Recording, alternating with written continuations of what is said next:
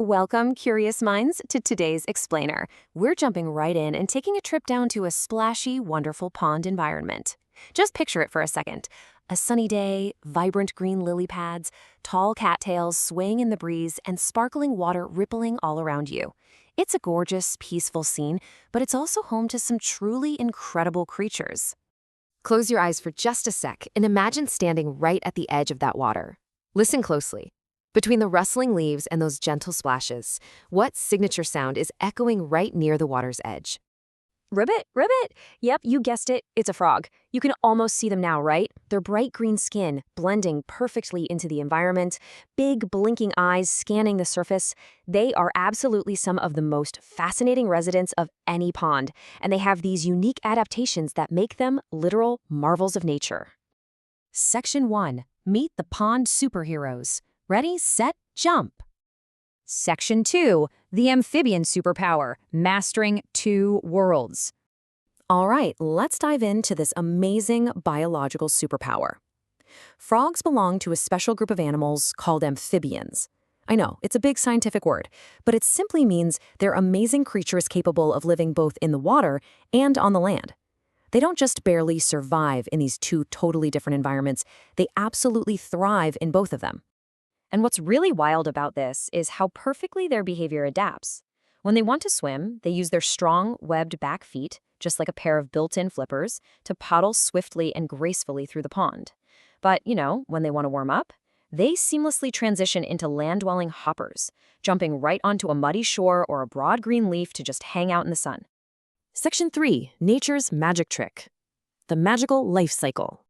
So let's see how this all builds into one of nature's absolute greatest magic tricks. See, they don't start out looking like frogs at all. They actually begin as these tiny, jelly-like eggs floating right there in the calm waters. Then, out pops a tadpole. These wiggly little creatures have long tails and look a lot like tiny swimming fish, mostly just spending their time eating plants. But here is where the magic really happens. Over a few weeks, that tadpole grows 2 tiny back legs, then 2 front arms pop out, and that long swimming tail actually starts to shrink away. Finally, the transformation is complete. It becomes a brand new, hopping little frog. Day by day, week by week, they literally reshape their entire bodies. It's wild.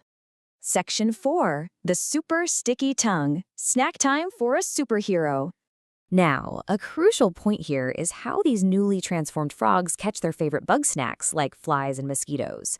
After all that growing, our superhero definitely has to eat. And just like their jumping legs, their hunting tools are highly specialized. Zap! That is the exact speed of their hunting technique. When a buzzing fly zips past, it happens in the blink of an eye.